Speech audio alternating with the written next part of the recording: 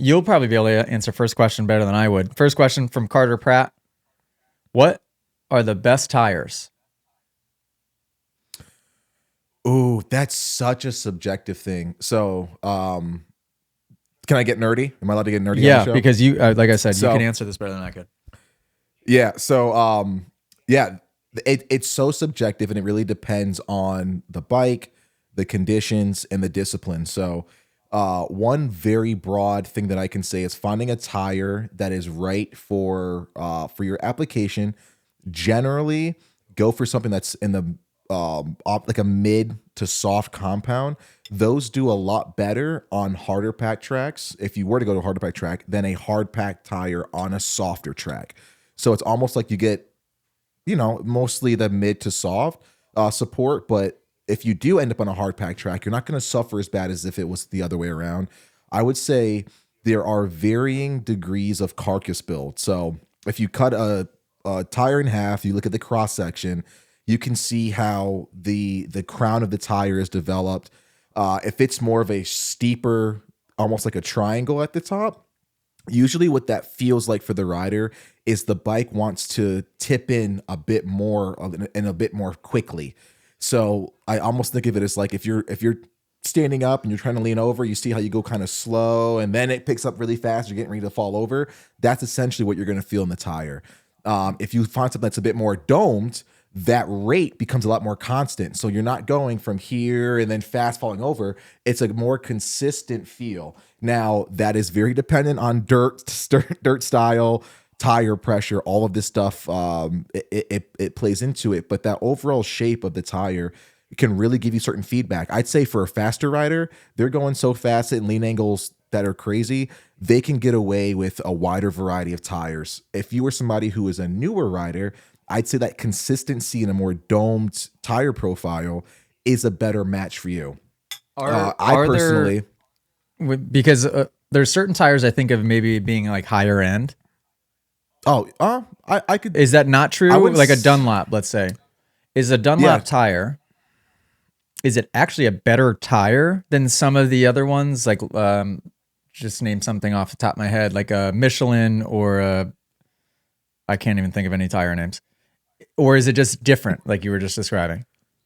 I think they're just different. Okay. Nowadays, it's hard to find a bad tire. What a lot of people do like is durability. So there are better ones when it comes to durability and preventing the rounding of the knobbies, breaking down or chunking off. There are some tires that are a bit more durable, and the harder the compound, the less it's going to break down for you on certain things. Dunlop's a popular choice because they do have such a variety of different block styles and technology that goes into their development. They're always updating. Another one that I really like is Maxxis. Had a pretty decent tire. I think I still have their STs on my bike right now. They do a lot in the way of developing for a pretty broad scope of different terrain per one tire, even within like a soft or mediate family. Um, I know a And lot of people like McGrath the helps test Pirellis. those too, right? Is that true? Yeah, McGrath is one of their guys. I think Slay rides for them too. Pirelli's a pretty good one as well. I've heard really good things about the Pirelli tire setup and how well they last. But nowadays it's harder to find one. Obviously, a lot of what people go for is whatever's on sale, right? Whatever's a better deal for them. So of course, if it keeps you out there, buy what you got to buy. But if you have the option, I would try to look to those that have, again, look at the profile of the tire. Look at going for more of an intermediate to soft if you can. But generally what most people are riding anyway. And yeah, you can't go wrong with the Dunlop. You can't go wrong with the Maxxis. You can't go wrong with a Michelin.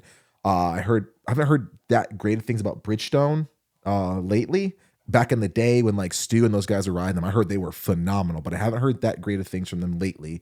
But I would check those out. And we also got Pro Taper is throwing their hat in the ring for tire development too. They're They are? Pro Taper tires now. Yeah, Oh, yep. And they're kind of going for more of that economical pricing where like a rear tire for them is like 70, $80 instead of like 140, 150 or whatever it is. So wow. yeah, yeah, I would say intermediate. You can't go wrong with the top three: Dunlop, Maxxis, Pirelli. Um, yeah, check tire pressure, and yeah, you should be fine with those. I do like those. But if you want to get nerdy, check out the cross section and play around with what you'd want to. Carter, if you have a couple tires that are on your radar and you aren't sure, send Dave in the app a message and just ask him, hey, should I choose this one or this one? This is kind of what I'm looking for, a feel. Dave would be the right person to ask. Oh, that was my bread and butter a couple years ago, dude. That's all I did. Me and Michelin were like this, dude. They would fly out, we'd do some testing, and yeah, those were the fun days before it got kind of hectic. I know a lot about Michelin rated restaurants. Not so much about the tires. Things are different. Aren't I the worst motocross person ever? Oh my gosh. It's not. I'm so hateable. If you guys enjoyed this podcast clip and you want to listen to full episodes, you can do so on Spotify and Apple Music. If you want to send in your own video submission, you can join us in the Moto Academy family inside of the Moto Academy app by just going to themotoacademy.com. That's also where you can sign up for a class. Okay, guys, see you next episode.